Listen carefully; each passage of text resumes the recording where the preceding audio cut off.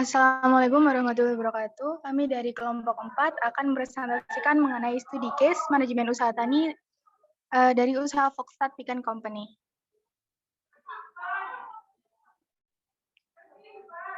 Nah, anggota kelompok 4 terdiri dari Firmanda, Zulfiton, Dana Diaksa, Zinia, dan Dava.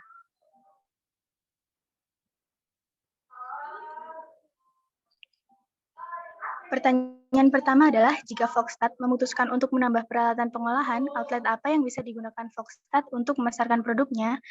Nah, penambahan peralatan pengolahan memungkinkan untuk menambah jumlah barang produksi yang nantinya produk yang dihasilkan oleh Foxstat akan dipasarkan lebih luas lagi. Outlet yang dapat digunakan oleh Foxstat untuk memasarkan produk kemiri ini terbilang cukup luas, mengingat kemiri merupakan bahan pangan yang sering digunakan oleh masyarakat umum.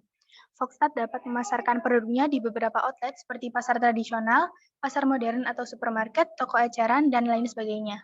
Foxstat juga dapat memperluas cakupan pemasaran dengan bekerja sama dengan instansi atau restoran yang menggunakan kemiri sebagai bahan baku makanan ataupun pabrik yang menggunakan kemiri sebagai bahan baku produknya seperti minyak rambut.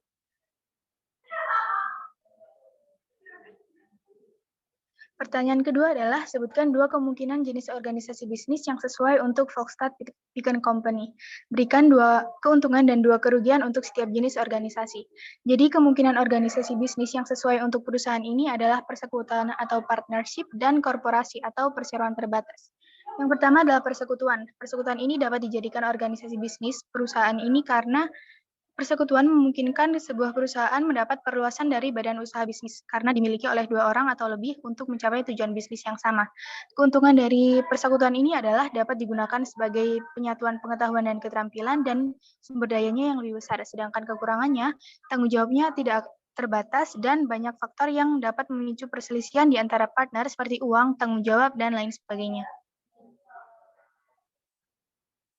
Yang kedua adalah korporasi atau PT. Korporasi berbentuk badan umum di mana tanggung jawab dan kewajiban usaha terpisah dari pemilik modalnya. Dalam korporasi, pemilik tidak harus memimpin dan mengelola perusahaan, tetapi diserahkan kepada orang lain yang memiliki kemampuan untuk melaksanakannya, sehingga pemilik Foxstat Pick and Company tidak harus mengatur seluruh aktivitas perusahaan dan dapat diserahkan kepada partner yang lebih ahli di bidangnya. Keuntungan dari PT ini adalah ukurannya lebih besar akibat kekuatan modal yang besar dan adanya kemudahan untuk menarik karyawan yang berpotensi. Sedangkan kekurangannya sendiri, administrasinya menjadi semakin rumit dan ukuran yang besar dapat membuat organisasi akan terjebak pada inefisiensi kerja, tidak fleksibel, dan tidak kompetitif. Pertanyaan selanjutnya adalah, bagian dari membangun bisnis yang sukses adalah mengumpulkan tim spesialis untuk memberikan pengetahuan dan saran ahli untuk membuat keputusan terbaik. Sebutkan 4 spesialis yang harus dimiliki Brian dan Briana dalam tim produksi dan manajemen mereka. Yang pertama adalah pemikiran strategis. Seorang yang memiliki model pemikiran seperti ini akan mampu menyelesaikan masalah yang dihadapi perusahaan. Selain itu, dengan pemikiran strategis ini, mereka dapat mengetahui peluang-peluang produk di pasar dan dapat lebih memahami produk yang sedang dikembangkan. Yang kedua adalah kemampuan analisis. Kemampuan analisis dibutuhkan karena dapat membantu dalam melihat impact dan dari ide dan eksekusi yang sudah dilakukan oleh tim dan menganalisis dampak ide bagi perusahaan ke depannya. Yang ketiga adalah kemampuan kepemimpinan. Sifat ini harus dimiliki oleh setiap tim produksi dan manajer agar dapat dengan tegas mengatur dan mengarahkan tim sesuai dengan tujuan perusahaan. Selain itu, sifat kepemimpinan ini diperlukan untuk digunakan saat pengambilan keputusan yang bijak dan tepat dalam suatu tim. Yang terakhir adalah kemampuan komunikasi. Kemampuan ini penting dimiliki agar tim produksi dan manajemen dapat mengenalkan atau mempresentasikan ide dari produk yang akan dikembangkan kepada pimpinan ataupun khalayak, sehingga ide tersebut mampu diterima dan berhasil dikembangkan.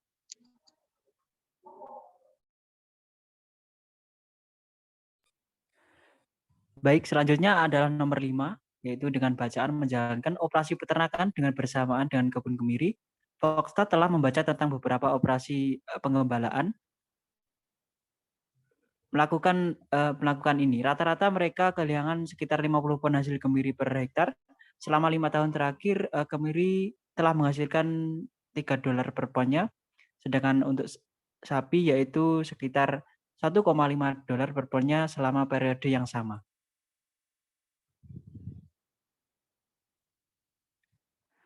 Pertanyaan pertama di nomor 5 yaitu jika Volkswagen tetap melakukan pengembalaan ini, berapa total kerugian produksi kemiri dalam bentuk pound? Apabila Volkswagen tetap melakukan pengembalaan, total kerugian didapatkan adalah seluas lahan irigasi yang digunakan oleh tanaman kemiri dan dikalikan dengan total hasil produksi per hektarnya, yaitu dari 210 dikali dengan 50 dan mendapatkan hasil 10.500 pon. Jadi kerugian yang didapatkan apabila tetap melakukan pengembalaan adalah sebesar 10.500 pon. Pertanyaan yang kedua yaitu berapa kerugian pendapatan dari operasi kemiri akibat pengembalaan ternak. Pada data telah diketahui penghasilan yang diperoleh dari setiap kemiri per ponnya adalah sebesar $3.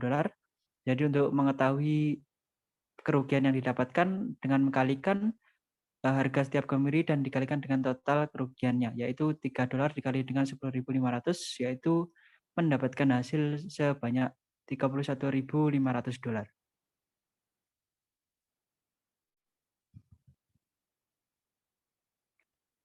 Selanjutnya yaitu mengenai berapa berat total yang harus dihasilkan dari hasil ternak dibandingkan dengan hasil kemiri untuk mengimbangi kerugian yang telah dialami. Pada periode ini anak sapi memiliki harga jual sebesar 1,5 pon, sehingga untuk menutupi kerugian yang dialami akibat operasi kemiri dapat dicari dengan mengkalikan nilai jual anak sapi dan dikalikan dengan kerugian, yaitu sebesar 1,5 pon dikali dengan total kerugian yaitu $31.500 dan mendapatkan hasil sebanyak 21.000 pon. Jadi anak sapi yang diperlukan untuk menutup kerugian akibat dari operasi kemiri yaitu sebanyak 21.000 pon.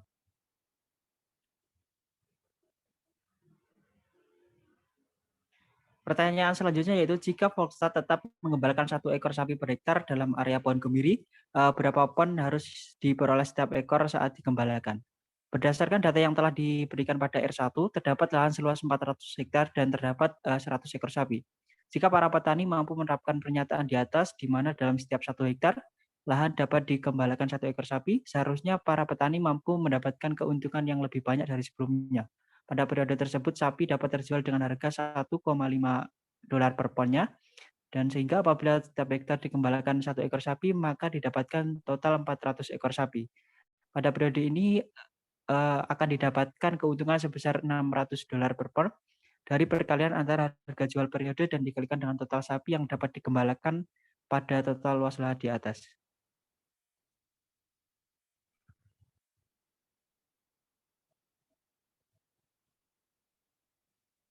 Pertanyaan selanjutnya mengenai apa keuntungan mengembalakan sapi dibandingkan kemiri. Keuntungan yang didapatkan mengembalakan sapi dibandingkan dengan kemiri adalah pada tingkat keuntungan yang diperoleh pada akhir produksi. Sapi merupakan salah satu hewan yang seluruh tubuhnya dapat bernilai dan tidak akan habis kecuali sapi tersebut mengalami kematian. Daging sapi dibutuhkan untuk menjadi bahan makanan dengan berbagai bentuk dan jenis makanan, sedangkan susu sapi juga dapat diperjualbelikan sebagai berbagai macam bahan minuman dan obat yang dikembangkan lebih lanjut. Oleh karena itu, nilai jual sapi yang lebih tinggi mengembangkan sapi lebih menguntungkan atau memiliki nilai jual yang lebih tinggi sehingga keuntungan yang didapatkan juga lebih tinggi daripada kemiri.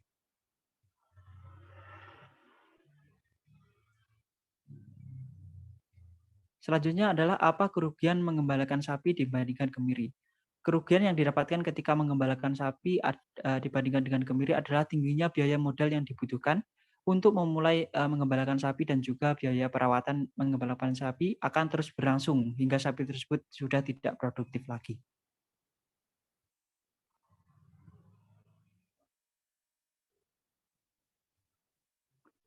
Selanjutnya adalah nomor 6 dengan pertanyaan sebutkan 5 badan regulator yang memiliki potensial mungkin berinteraksi dengan produsen kemiri saat melakukan bisnis. Untuk jawabannya yaitu badan regulator potensial berinteraksi dengan produsen kemiri saat melakukan kegiatan bisnis adalah yang pertama yaitu lembaga keuangan lembaga keuangan pada bank maupun non-bank. Selanjutnya adalah pemerintah terkait dengan kegiatan bisnis. Yang ketiga yaitu konsultan, keempat ada badan pemasaran dan tentunya adalah tenaga kerja.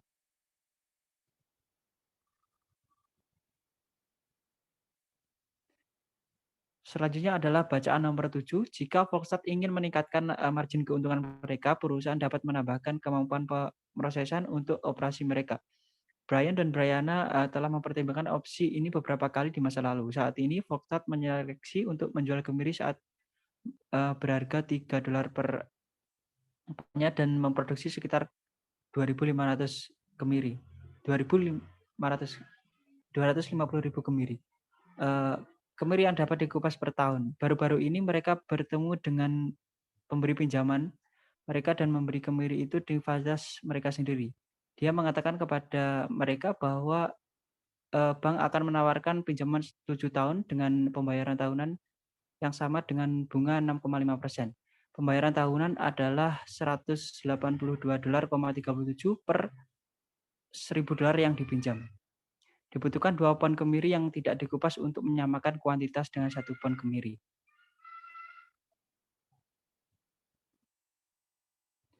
Pertanyaan yang pertama di nomor 7 yaitu berapa proyeksi pendapatan kemiri mereka. Berdasarkan data yang diperoleh, maka didapatkan untuk pendapatan harga kemiri tanpa kupas yaitu sebesar $750.000 dan untuk pendapatan kemiri kupas yaitu sebanyak $375.000. Jadi total pendapatan yang diproduksi dari kemiri saja adalah sekitar $1.125.000.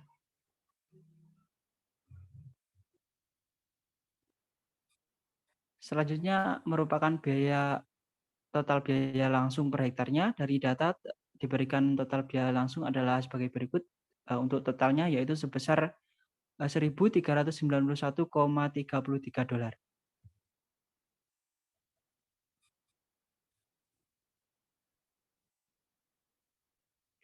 Selanjutnya adalah untuk biaya total overhead per hektarnya, yaitu diberikan data dari total biaya overhead. Jadi untuk total biaya overhead yang dikeluarkan adalah sebesar $434,27.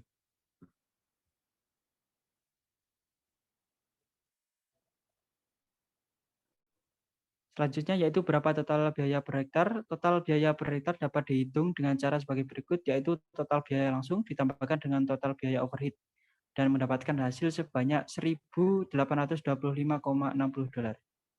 Berikut untuk total biaya setiap kebunnya, yaitu total biaya untuk semua lahan yang ada adalah sebagai berikut. Dari total biaya per hektar dikalikan dengan jumlah luas lahan, yaitu akan mendapatkan hasil sebanyak $383,376.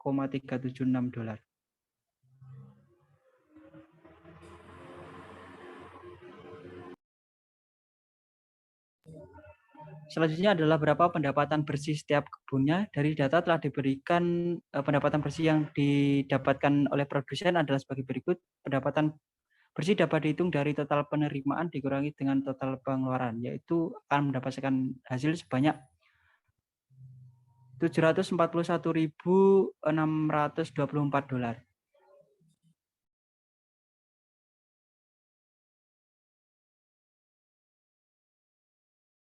Selanjutnya yaitu nomor 8, Brian dan Brianna berpikir jika mereka akan melakukan investasi dalam peralatan pemrosesan, mereka akan dapat menjual kacang kupas mereka dengan harga $10 per ponnya.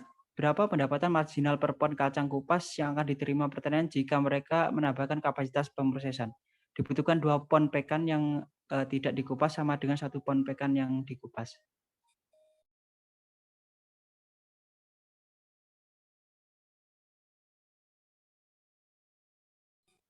Dapat diketahui bahwa penerimaan pertama yaitu tanpa kupas sebanyak $3.352, dengan untuk kuantitas sebanyak 1.309.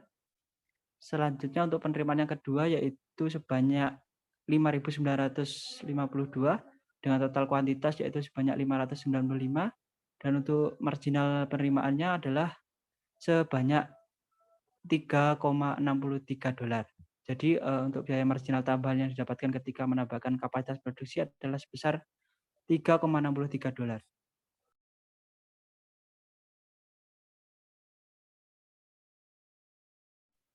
Selanjutnya nomor 9, mereka berpikir bahwa biaya variabel tambahan untuk operasi tenaga kerja dan operasi mesin adalah $1.70 per pon pekan yang dikupas. Jika pertanian berjalan ke arah ini, Foxtrot percaya bahwa mereka harus mendapatkan tambahan $1.50 per pon pekan yang harus dikupas untuk risiko mereka dan menambah tenaga kerja di pihak mereka. Berapa banyak pendapatan marginal yang dapat disumbangkan untuk membayar biaya tetap? Ini menggunakan delta TVC sama dengan $1.70. Kemudian delta Q-nya itu $1.50. Kontribusi yang dapat dibayarkan dari biaya marginal untuk biaya tetap adalah sebesar $0,20 per pound. Sehingga pendapatan marginal yang diperoleh yaitu sebesar $250.000 dikali $0,20 sama dengan $50.000. Kemudian selanjutnya nomor 10, berapa banyak uang tunai yang harus disumbangkan Foxtrot setiap tahun untuk biaya tetap. Jadi fixed cost-nya ini adalah pajak real estate sama dengan $15,3. Kemudian asuransi pertanian $69,29. Kemudian biaya untuk profesional atau tenaga kerja sebesar $5,95. Kemudian penyusutan mesin sebesar $324,63. Kemudian depresiasi bangunan sebesar $5,89. Biaya lain yaitu sebesar $13,48 yang menjadi totalnya $434,54. Next.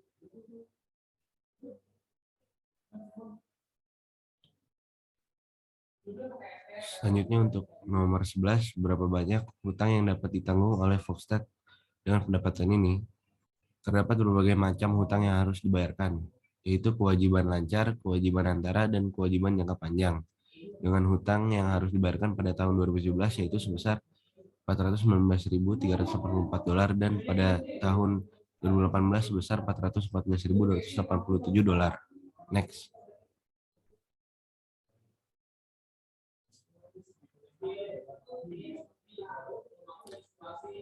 Sebutkan 4 faktor risiko yang harus dipertimbangkan oleh Foxtrot jika mereka melakukan ini. Risiko penurunan saham, beban keuangan perusahaan, risiko pelunasan hutang, dan beban pengeluaran.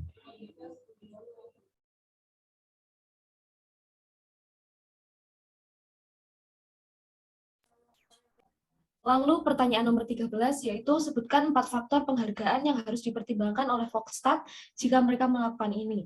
Yang pertama ada peningkatan hasil produksi yang telah dicapai petani. Yang kedua pekerja dapat menyelesaikan pekerjaan sesuai dengan yang ditargetkan. Yang ketiga pekerjaan telah diselesaikan dengan baik dan tepat waktu. Dan yang keempat pencapaian tujuan secara maksimal. Lalu pertanyaan nomor 14, aspek penting dari manajemen adalah memastikan bahwa semua karyawan dan orang yang mengunjungi lokasi peternakan tetap aman. Sebutkan 5 bahaya keamanan yang harus dipertimbangkan oleh petani kacang pekan saat mengelola karyawan mereka. Yang pertama, struktur tanah yang tidak rata yang dapat membuat karyawan dan petani terjatuh. Yang kedua, erosi tanah yang dapat membahayakan karyawan dan petani saat bekerja.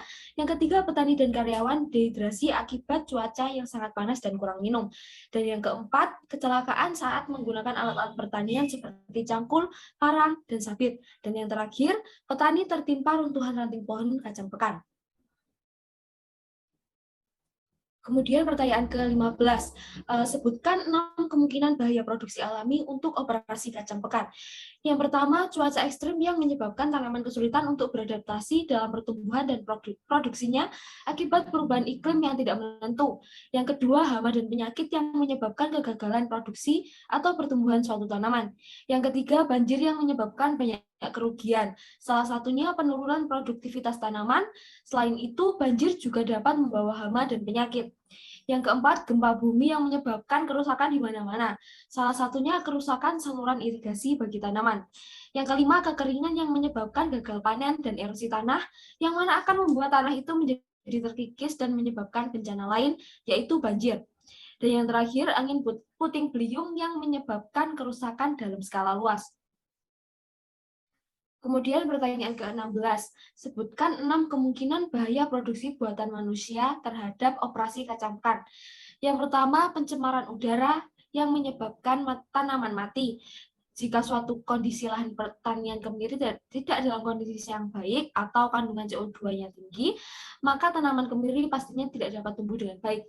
Yang kedua, degradasi lahan merupakan kondisi di mana suatu lahan mengalami penurunan seperti minimnya kandungan hara dan bahan organik dalam tanah. Hal ini berdampak terhadap produktivitas tanaman kemiri, di mana kemungkinan terburuknya mengalami gagal panen yang sangat merugikan. Yang ketiga, kecelakaan transportasi kerja, termasuk kerugian kecil yang terjadi namun mengancam jiwa tenaga kerja dalam suatu perusahaan. Bencana ini menyebabkan kerugian secara langsung tetapi sering terjadi pada proses produksi. Kemudian yang keempat, tanah longsor. Tanah longsor ini merupakan kondisi di mana tanah mengalami erosi akibat tidak adanya tanaman pada suatu lahan. Yang kelima, kebakaran. Kemungkinan kecil akan terjadi dalam proses produksi kemiri, namun biasanya suatu perusahaan akan meminimalisir resiko dengan mendaftarkan perusahaannya ke dalam asuransi kebakaran. Dan yang terakhir berupa wabah penyakit, yang merupakan suatu kondisi di mana terjadi peningkatan kasus suatu penyakit dalam periode waktu tertentu secara mendadak, seperti pada kasus wabah COVID-19 pada 2 tahun belakangan ini. COVID-19 menyebabkan penurunan produktivitas tenaga kerja pada suatu perusahaan dan juga sangat berdampak terhadap tingkat konsumsi masyarakat, sehingga menyebabkan kerugian yang sangat besar.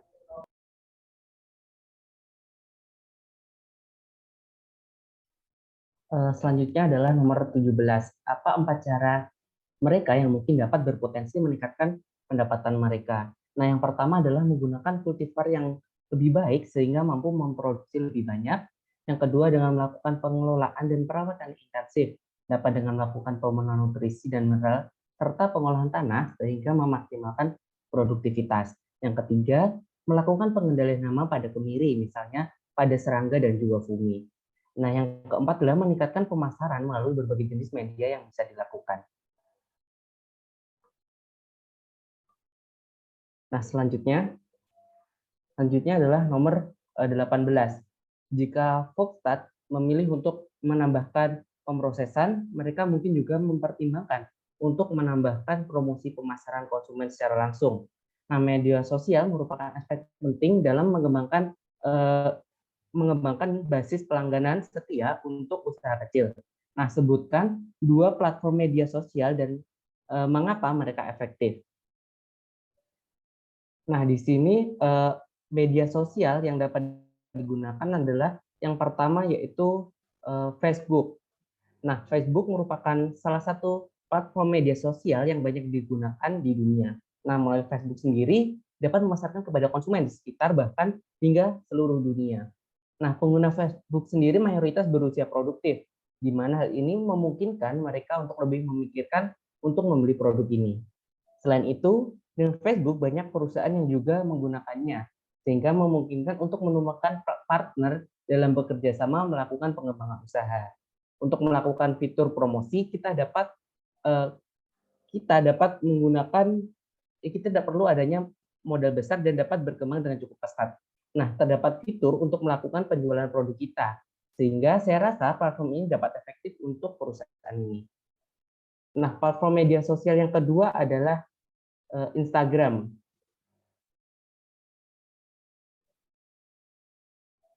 Nah, Instagram ini sendiri pada akhir-akhir ini menjadi primadona dari jenis media sosial yang ada. Dengan penggunaannya juga mencapai jutaan orang dari seluruh dunia yang dapat mengakses dengan mudah. Penggunaannya sendiri bermacam-macam dari remaja hingga bapak atau ibu. Melalui Instagram ini kita dapat melakukan promosi dengan postingan atau melalui fitur jual atau menggunakan Instagram bisnis. Dengan banyaknya pengguna Instagram ini, maka kita bisa memanfaatkannya untuk mempromosikan merek dan perusahaan kita. Nah, kemudian melalui Instagram kita juga bisa melakukan kerjasama dengan influencer atau selebgram melalui endorsement atau menjadikan brand ambassador untuk menjual barang kita sehingga dapat lebih menarik konsumen untuk membeli produk kita. Nah, selanjutnya yaitu nomor 19. Jika mereka memilih untuk menggunakan media sosial untuk mempromosikan merek mereka, apa 2 atribut utama bisnis mereka yang dapat mereka tekankan dalam pesan media sosial mereka? Nah, di sini yang pertama adalah keunggulan produk. Atribut pertama yang dapat ditekankan adalah keunggulan produk, dari merek mereka. Nah, di sini mereka dapat menyatakan keunggulan dari merek mereka jika dibandingkan dengan merek yang lain. Nah, di mana mereka dapat menyampaikan berbagai manfaat dari penggunaan produk mereka, serta dapat menyampaikan spesifikasi dari produk merek mereka yang menunjukkan keunggulan daripada merek tersebut. Nah, produk yang disajikan merupakan produk dengan kualitas yang baik dan mungkin bisa dikatakan unggul. Nah, selanjutnya atribut yang kedua adalah harga yang terjangkau. Nah, di sini atribut harga terjangkau banyak digunakan oleh perusahaan-perusahaan lain. Banyak konsumen yang akan tertarik untuk membeli jika ada pernyataan harga yang terjangkau. Pernyataan harga yang terjangkau akan banyak dilirik oleh konsumen. Harga yang terjangkau di sini merupakan harga yang sesuai untuk mendapatkan produk yang baik, namun tidak sampai harga yang melambung tinggi dibanding produk lain. Nah, jadi harus disesuaikan juga dan jangan sampai perusahaan mengalami kerugian. Nah, ketika dua atribut tersebut digabungkan, maka akan tercipta promosi kemiri yang memiliki keunggulan yang tinggi dengan harga terjangkau, sehingga mampu menarik perhatian konsumen nantinya. Nah, yang selanjutnya adalah nomor 20. Jika Anda berada di tempat Volkswagen, apa yang akan Anda lakukan untuk memperluas atau meningkatkan operasi ke depannya? Nah, di sini yang pertama adalah meningkatkan pekerja atau tenaga ahli untuk mengolah produk kemiri. Yang kedua, yaitu menggunakan varietas yang lebih baik dan produktif sehingga dapat menghasilkan lebih banyak kemiri. Yang ketiga, meningkatkan pola tanam dan perawatan kemiri yang lebih baik. Yang keempat, meningkatkan teknologi produksi. Dan yang terakhir adalah melakukan promosi melalui berbagai platform yang dapat dijangkau.